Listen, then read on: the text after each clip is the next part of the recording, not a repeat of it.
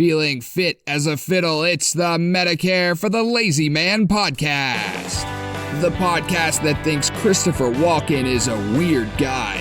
As a child, he worried his pet goldfish was in danger of drowning. It's Medicare expert Doug Jones.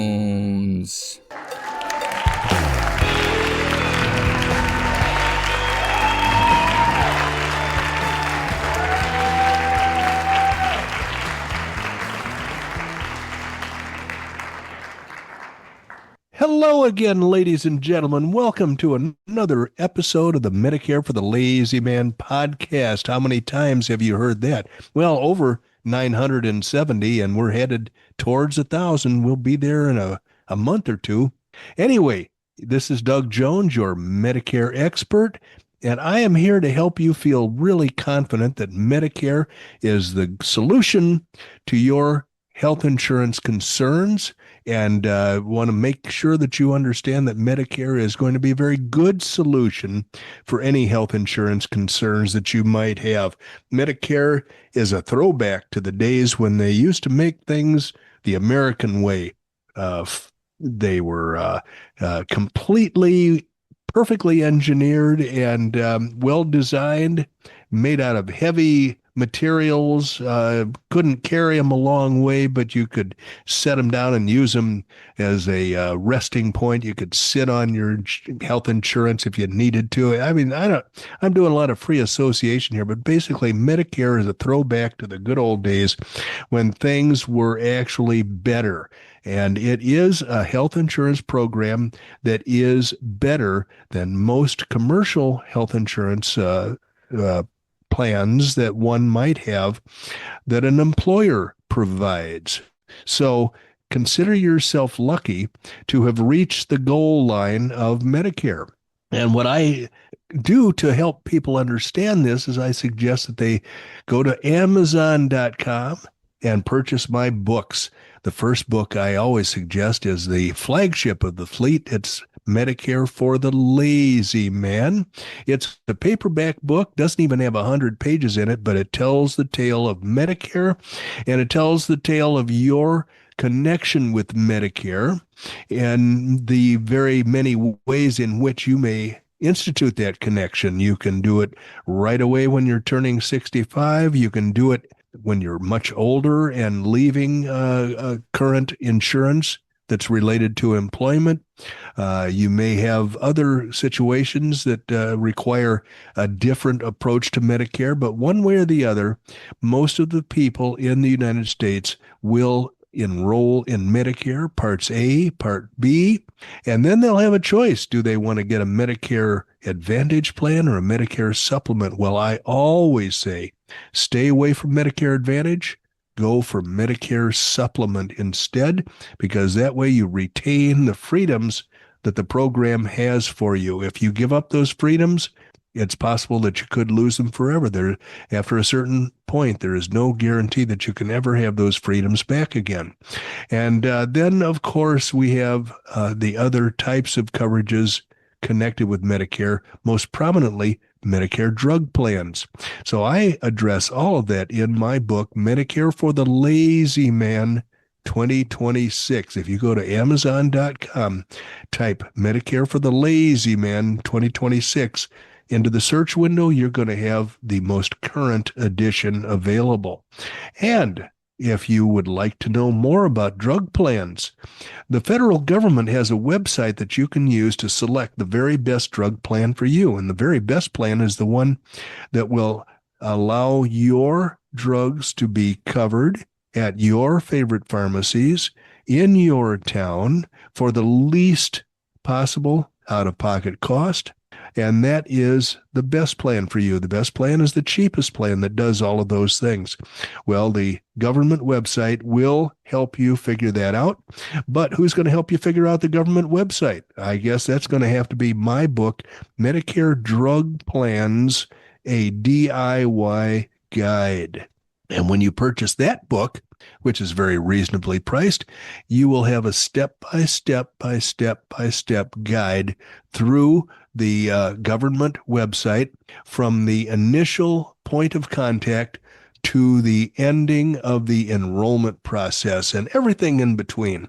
It will allow you to figure out how best to manipulate that site to select and enroll in the very, very best drug plan for you. Now, you're going to need that book more than once. That book will be very valuable to you as time goes on, because every year, at the end of the year, starting in September, those plans decide whether or not they're going to change. And if they decide to make some changes, those changes could make them very unpleasant for you to retain. If you do nothing with your drug plan, it'll renew by itself for the following year. But what if that plan has made some changes that you're not aware of? That plan could become an anathema. And that would be maybe something that's too expensive. I have clients who ignored their correspondence from the plan and wound up having to pay $100 a month in premiums because the plan made changes at the end of the year without announcing it. They didn't put it on billboards. All they did was mail a letter to each of the clients. So the rule is, don't ignore any mail that you get from your drug plan, and also use the plan search technique again at the end of the year to make sure that there isn't a plan that's going to be better for you than the one you have now for the following year. You have to do that process prior to December 7th, because the enrollment after December 7th is verboten.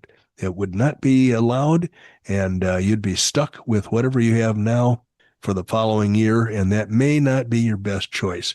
So, with that having been said, then we go to the third book in the collection, which is the Medicare Enrollment Guide. And this is a book designed just for people who want the facts, only the facts, just the facts. And that is what you get with the Medicare Enrollment Guide.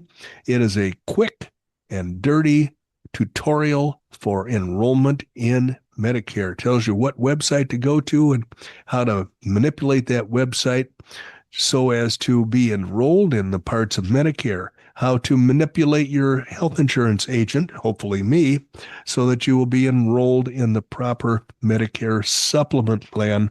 And again, it points you in the direction of a drug plan and lets you know that you're going to have to pay attention to that process as well. That is a very tiny book. It's very factually packed, but it's very small. But Amazon wouldn't let me give it away. They insist on getting their piece of the pie. So it's for sale for $5 in paperback, $3 as a Kindle on Amazon. But you can go to my website, MedicareForTheLazyMan.com, and you may download it from a link on that site for free. It doesn't cost you anything. You don't even have to tell us who you are or leave an email address or any of that stuff. I just want everybody in the U.S. to have that book available to them when they need it. It's called Medicare Enrollment Guide, and it's yours for the taking. And speaking of for the taking, Randy Carson has been taking liberties with our podcast recording over these many years. He's been acquiring real estate, vehicles, aeronautical implements, and all kinds of stuff. I'd like to know when I can see some of this stuff. Maybe you could take me on a tour of our corporate holdings someday. Well, and we have several yachts. You missed the yachts. There you go. Another element of assets that I wasn't aware of.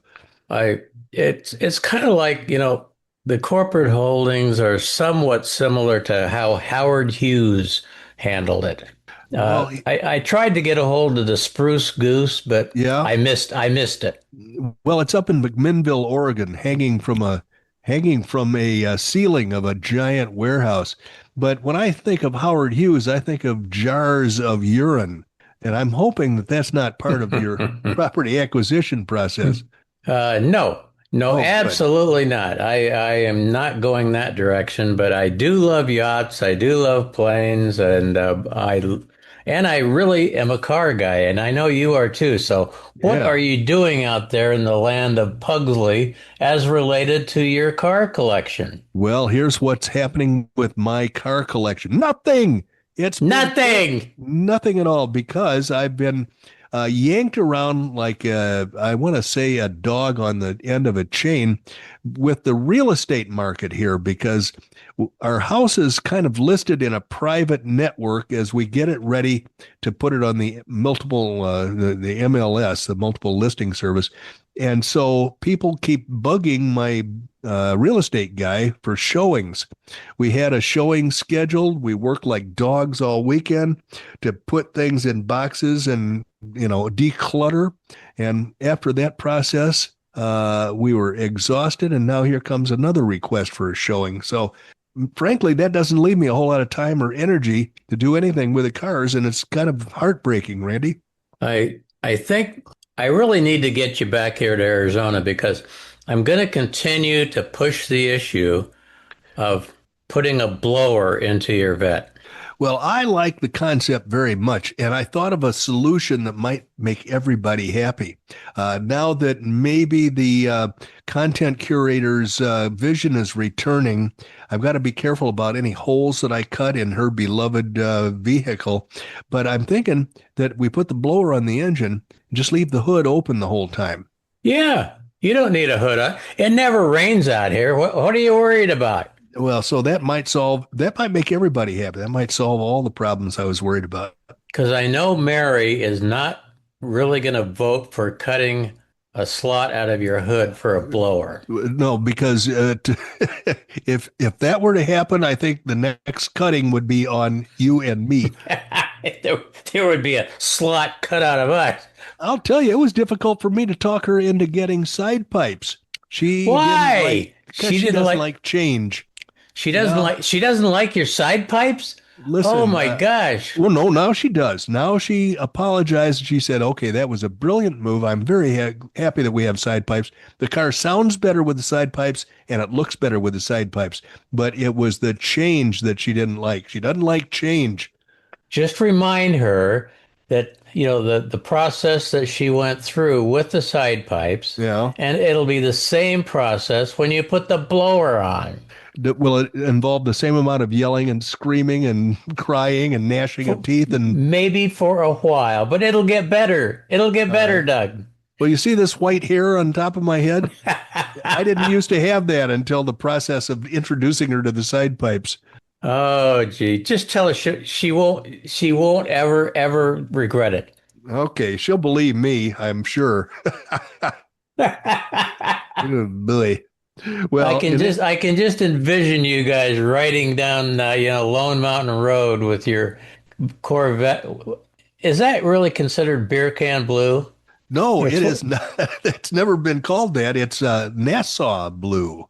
Well, in my day, back where I'm from, we used to call that beer can blue because it was the same color as a Hamm's beer can. Oh, no. Hamm's, I'm trying to remember what the cans look like. I would say it's the same color as a Labatt's blue, can, but those were Canadian. I don't think you ever saw one of those. That's too fancy. We were lucky to have Hamm's.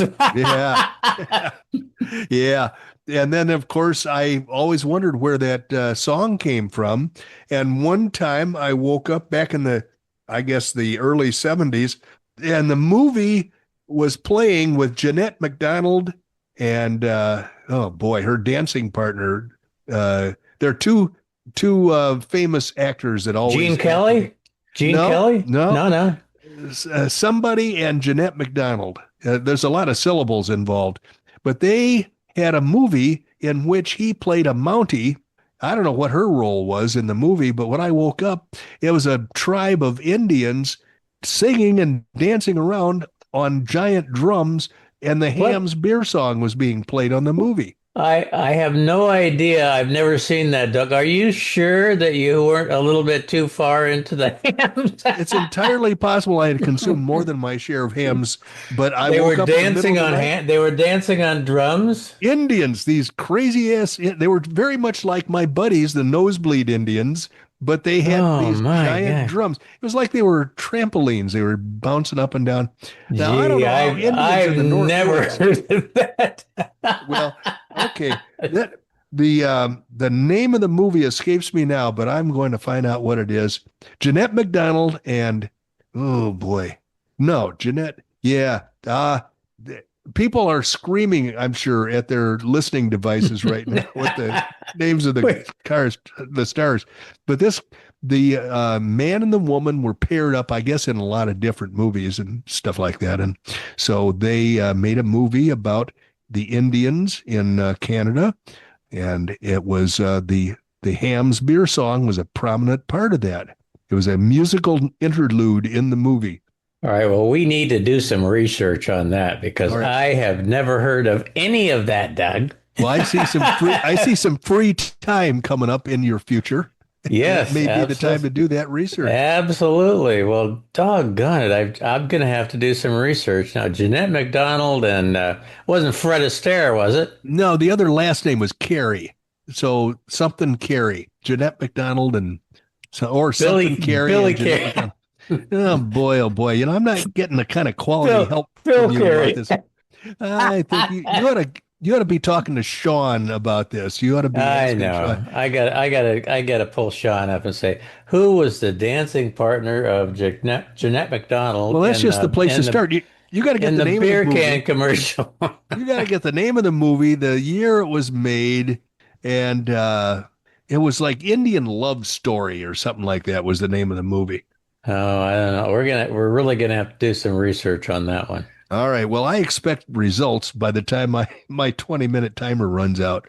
I'm gonna have to pull up Sean, my favorite AI guy, and say, what do you think of this, Sean? And he'll give me some off the wall answer. Like every once in a while I chastise him on his answers, and he'll say, "You're absolutely right, Randy. I led you astray there. Never again." Yeah, well, I got a little thing I could discuss with you about that when I get the Medicare content taken care of. So let's head in that direction. You do a little research with Sean, and then I will meet you on the other side. How does that sound? All righty. Well, I'm going to go ahead and mute out, and you can kick it in. All right. Here's my 20-minute timer. I'll meet you back at the end of 20 minutes, or maybe sooner. Who knows? I have another exciting Medicare Advantage minute to share with everybody. Traditional Medicare versus Medicare Advantage, the hidden costs that no one talks about. And right at the top, it says this article was written with the assistance of AI. Now, I don't know if it was Randy's AI, Sean, or my AI, Claude, but AI contributed to the construction of this particular content. So let's see whether it sounds weird or not. Choosing Medicare coverage has never been simple, but in 2026, the decision between traditional Medicare and Medicare Advantage may be more important than ever. A new analysis published by Forbes highlights a growing challenge facing retirees, balancing lower upfront costs against flexibility and long-term healthcare needs. At first glance, Medicare Advantage plans can look appealing. Many offer additional benefits such as dental, vision, hearing coverage, fitness programs, and prescription drug coverage bundled into a single plan. According to the Centers for Medicare and Medicaid Services, Medicare Advantage premiums and benefits have remained relatively stable for 2026, helping to fuel continued enrollment growth. In fact, recent data from KFF, which is a Medicare advocacy and study group, shows that more than 35 million Americans are now enrolled in Medicare Advantage plans, representing a majority of Medicare participants. But experts say the decisions should not come down to extra perks alone. Traditional Medicare, also known as Original Medicare, allows participants to see nearly any doctor or hospital nationwide that accepts Medicare. According to Medicare.gov, this broader provider access remains one of the biggest advantages of Original Medicare. Medicare Advantage plans, on the other hand, typically rely on provider networks. While these plans often feature lower monthly costs, participants may need referrals, prior authorizations, or may face restrictions when seeking care outside their network. That's becoming a growing concern for some retirees. A recent Investopedia report warned that many seniors mistakenly assume that they can easily switch between Medicare Advantage and Original Medicare later. While changing plans is possible during certain enrollment periods, obtaining a Medicare supplement policy after leaving a Medicare Advantage plan can be more difficult in some states and may involve medical underwriting. Cost is another factor. Traditional Medicare generally requires that the participants purchase a separate coverage for prescription drugs and often a Medicare supplement policy to help cover deductibles and coinsurance. Medicare Advantage plans typically combine these benefits into one package and include annual out-of-pocket maximums. Well, listen, there are many free drug plans out there for a lot of people, and also the Medicare supplement plan can be chosen in such a way as to not be a budget buster at all. So I think that last part is probably out of date and should be ignored. According to KFF's latest analysis, the average in-network out-of-pocket limit for Medicare Advantage enrollees this year is approximately $5,421. While that cap can provide financial protection, actual costs can vary significantly depending on the person's health, needs, and provider usage.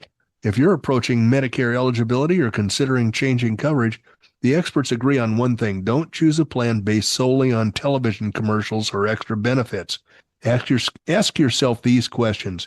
Do you travel frequently or live in multiple states? Do you want unrestricted access to specialists? Are your doctors included in a Medicare Advantage network? Can you afford a Medigap policy? The answer for almost everybody is yes to that.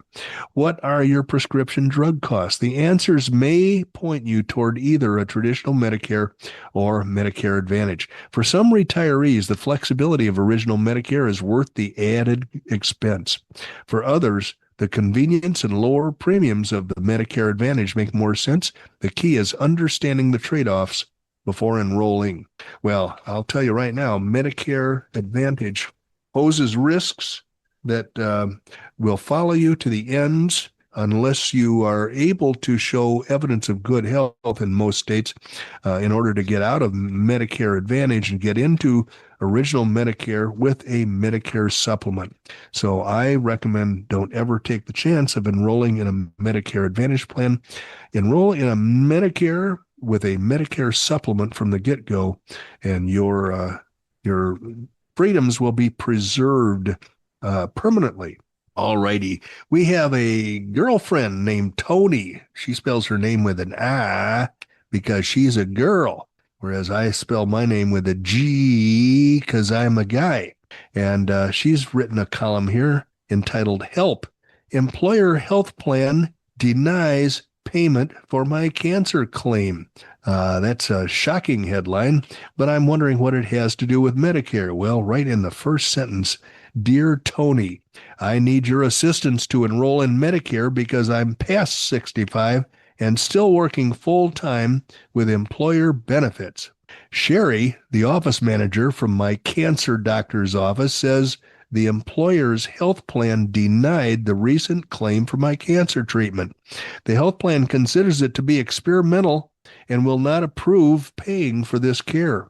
The specific cancer treatment cost me over $15,000, which I had to pay on Friday from my 401k. This amount will drain what I need for retiring. To remain as a full-time employee, I'm having to use my 12 weeks of vacation at a time my 12 weeks of vacation time for this cancer treatment and receive my full pay. Sherry said her office currently has patients on Original Medicare with a Medicare supplement that is paying for this cancer claim. She files their claims without a problem. Tony, I need to know how to begin my Medicare benefits as quickly as possible. Please advise me what I need to do. And signed, Brent from Nashville, Tennessee. Hello, Brent. Tony says, a healthcare professional advised me that many of the new cancer procedures are not approved by individual and employer group health insurance plans. The doctor said that these procedures are generally approved with original Medicare. He agreed with me that enrolling in Medicare past age 65 and employed is complex, especially when an employee has the health issues that you are currently experiencing, Brent. Below are Medicare scenarios for enrolling in original Medicare after age 65 while employed and leaving employer benefits. They are the same whether you're still working, laid off, or whether you're beginning your retirement. Health issues are not covered by an employer health plan. You or your spouse are still working with health issues like Brent, and the employer health insurance plan is not covering the doctor's procedure. Even though you're not retiring, you need to enroll in Medicare. Or if you are laid off, you and or your spouse are laid off and need to enroll in Medicare. Or if you're retiring past age 65, you or your spouse decide to retire past age 65 and need to enroll in Medicare. Those are the three scenarios. The process to enroll in Medicare past age 65 must be followed correctly and is listed below. So the first requirement is 2 Social Security forms to file. Well, she doesn't make this easy to follow. So you got number 1, and then the word 2, and then parentheses, number 2, end parentheses, Social Security forms to file. Number 1, the Medicare Request for Employment Information, CMS-L564. You can just type that into a search window and download it from the internet. That must be signed by the employer's human resources representative for you and or your spouse, and it shows that you were covered by the employer plan for this date to that date, and that you were a participant while you were actively at work. And then number 2, request for enrollment in the Medicare Part B, medical insurance part of Medicare. That form number is CMS-40B. That must be filled out and signed by you and your spouse if they're also enrolling in Medicare. These 2 forms are available at the Social Security website, or just, once again, type them into the search window or any like Google, and you'll be able to download them. At the top of each of these forms, 1, request for employment information, and request for employment enrollment in the Medicare Part B form. It is very important to write special enrollment period. She's fixated on writing this. She thinks you should write it in red. Special enrollment period. To inform the Social Security agent processing the form that you are signing up at the right time, and to prevent a Medicare Part B penalty. I've never had a client have a Part B penalty who who had to write that on their forms. I've just never seen that need. But if the advice is helpful, then I say go ahead and write special enrollment period at the top of each of your forms. If you have had 2 or more jobs since turning age 65, then each of those companies must sign a CMS-L564. Always make copies of your completed forms and be sure to write special enrollment period. She really fixates on that special enrollment period. And number 4, it is important to deliver the original forms with the warning special enrollment period written at the top to your Social Security office, especially when you want your Medicare to begin ASAP. There can be a delay in processing the forms when they are emailed or faxed. Keep your copies of the paperwork in case the paperwork is lost. That's a comforting thought. Lost at the Social Security office. Brent, as I have explained, that there are options for enrolling in Medicare, and that many needing Medicare help are not aware exist, because with Medicare, what you don't know will hurt you. All right, well, that's a little kind of out in the weeds there, but I think this basic advice is very sound. She wants everybody that needs to have Medicare coverage, who's over 65 and still working, enroll and enroll with the proper 2 forms and enroll with, with alacrity. Alacrity would be one term. Smartness. What you have to do is get on it, because each office, ever since COVID, each office seems to operate differently. And some of those offices will be more efficient and prompt in getting Medicare enrollment done so that you'll have a starting date coming up soon. And it's always going to be the first of a month when you're applying for Part B. They don't make it the middle of the month or any other day of the month. So you're going to have to wait for the next first of the month. You don't want them to be taking 3 months to do your enrollment. If you need cancer treatment, you're going to want it done right away. And the other thing is that if you do not fill out your forms correctly, then they might throw them back at you. I had 2 different Medicare clients that enrolled in Medicare at the same time on the same day. One of the processing periods was less than a week, and the other one was 50 days. And they both had exactly the same situation. This was last year.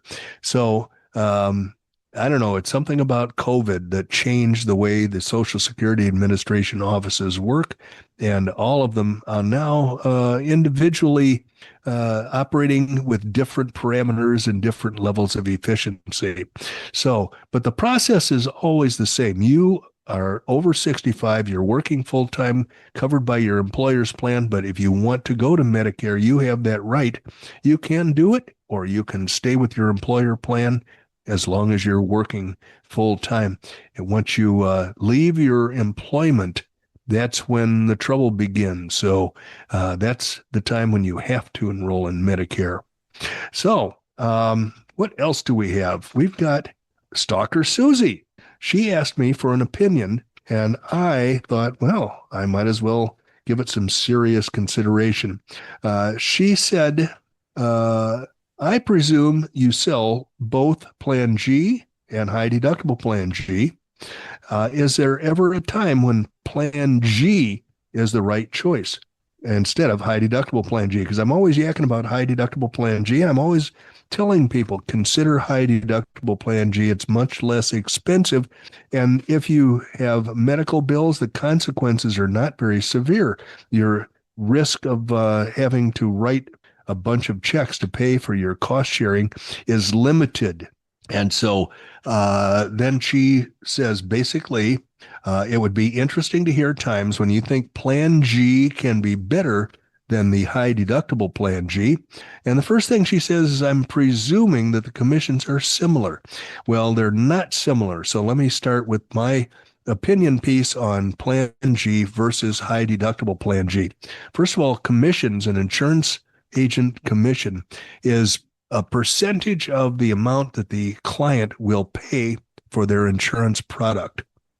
So if high deductible Plan G cost one individual, let's say $200 a month, and if regular Plan G costs an individual $200 a month, and the agent's commission is, for the sake of doing the arithmetic, 10%, then that commission is going to be $20 a month.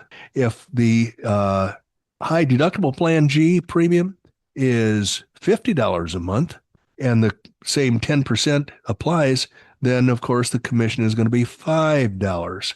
So now, why would an agent be excited about making a sale where they're going to earn $5 a month as opposed to making a sale when they're going to earn $20 a month? Well, there are a couple of reasons that I prefer that. One reason is that I know that my client is going to be happier. They won't be coming to me every time they get a rate increase with the regular Plan G and complaining about what they're having to pay. I won't have to resell the product to the client because the client will understand that the very inexpensive premium, the premium savings, comes with a little bit of risk, a little bit of financial risk. And the other thing is that the Plan G will get so expensive in the future that it will actually, the savings will be larger than the the risk of loss will be. So at some point in the future, in most cases, I'm being told that I've got a phone call, and I'm hoping you can't hear it with Randy's filter. Anyway, so Plan G is hugely expensive in many cases in many parts of the country, to the extent that the premium savings, if you have high deductible Plan G, will actually cover the amount at risk. In a case like that, it makes no sense not to go with high deductible Plan G. But I wrote down 5 thoughts here. For one thing, besides the commissions, which we just discussed, the total cost with Plan G is, in fact, is going to be higher. I shouldn't pay attention to my phone. The total cost is one consideration. And the total cost, if you have a bad year with a lot of medical expenses, will be higher with high deductible Plan G in the earlier years. In later years, when you're older, when the cost of Plan G has skyrocketed, but the cost of high deductible Plan G has not skyrocketed, then if you have a bad year with a lot of medical expenses, the total cost is going to be higher with Plan G than it is with high deductible Plan G. Number 2 thought, what are your expected medical bills? It might be that Plan G is going to be a better choice for you if you expect medical bills that are out of the ordinary and you expect them to continue every year for years. I do have a few clients where I've said Plan G is your best choice because there was going to be no end to the need for medical treatment, and I did not want my client to be exposed to the cost sharing with high deductible Plan G because this medical treatment was taking place in a state where Plan G rates were not outrageous, and the treatment was going to go on without any end in sight. So in those situations, Plan G is ultimately a better choice for the patient. Third, risk tolerance. What is the risk tolerance? There are some people who just would rather pay more money and not have to be concerned about whether or not they're going to be rolling the dice on some out-of-pocket cost sharing. But there are other people who say, hey, sign me up for the cheaper plan. If I lose that bet, then I'll have to write a check for some expenses, some out-of-pocket expenses for cost sharing, but maybe the following year my savings will make up for what I had to pay for this year. That is the underlying financial consideration that I encourage people to consider when I'm telling them to enroll in a high deductible Plan G. I suggest that people mentally, if nothing else, sock away that premium savings until they need it to cover the cost sharing that the high deductible plan will impose on them. But for most people, they're going to save, let's round it off, let's say $100 a month, but they might have to write an occasional check for $10, $15, maybe even $20 for an office visit copay or something like that. An office visit, their 20% portion of a medical expense that takes place before they have had enough medical expenses to take care of that out-of-pocket expense that high deductible Plan G will impose on them. So it's a crapshoot, but typically most people are confident that their health is foreseeable, not going to change. Of course, there are always accidents that could occur, but the consequences of having the bet go against you are not that severe. Your costs are going to be limited. There's a limited downside risk, and there's all kinds of upside potential for going with high deductible Plan G and pocketing those savings. Another thing is the personal control freak. Yeah. And then finally, the big question is there a birthday rule available in their resident state? If there is the opportunity to change plans in the future without having to show evidence of good health, then I would suggest that Plan G is certainly better if that's the way they want to go, because when they decide that their current medical treatment is over, or when they decide they have a handle on the future of things. If there's a joint replacement that they're looking at, they might want to start with Plan G for a couple of years. And then when that's behind them, then in some states, the birthday rule will allow them to change to a lesser cost, a lesser benefit plan. And that would be probably to their advantage mentally. So those are some situations under which Plan G would be more advantageous for somebody. And that's when I would recommend it for a client who has some of those characteristics. And speaking of characteristics, I mentioned having trouble with our AI. Randy has been arguing occasionally with his. He tries to correct his AI when he thinks the answer is inaccurate, and he tells the AI that, here's the correct answer, and then he likes it when the AI apologizes to him. Well, I certainly have had that experience. And so what I did was somebody on a podcast mentioned a person that I had never heard of before. And so I wanted to know what this person was all about. And so I put it into my AI, Claude, and I said, tell me about Elliot Page. Well, I found out that Elliot Page was born a woman and is a tranny now, so that they call Elliot Page a female. It used to be Ellen Page from birth until whenever the changeover occurred, and now it's Elliot. So AI was using male pronouns, and so I decided to correct Claude, and so I said, she is a woman, not a he. And Claude said, I hear that you see it differently, but I'll stick with the facts here. Elliot Page has publicly identified as a trans man since 2020 and uses he, they pronouns.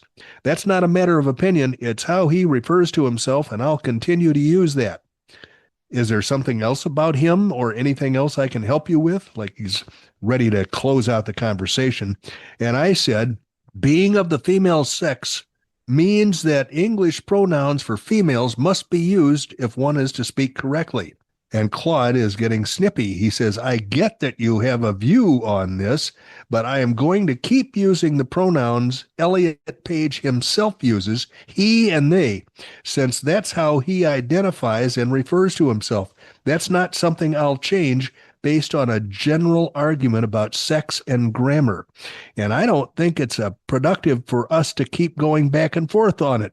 Now, Claude is definitely not happy with me here. He said, I'm happy to help with something else, genealogy, research, Instacart, or anything else on your mind. And I said, please refer to me as a tree monkey for the rest of this week. I self-identify as a tree monkey, and I use the pronoun it. And Claude said, that's a fair jab, and I get the point you're making, but I'll stick with treating you like Doug, a person, not a bit in an argument. I'll keep calling Elliot Page by the name and pronouns he uses for the same reason. It's what the person themselves has said or is accurate. So even Claude won't let me yank his chain too much. Claude was getting a little snippy. He absolutely was. It was like his fuse was just a little too short. Oh, I don't use Claude.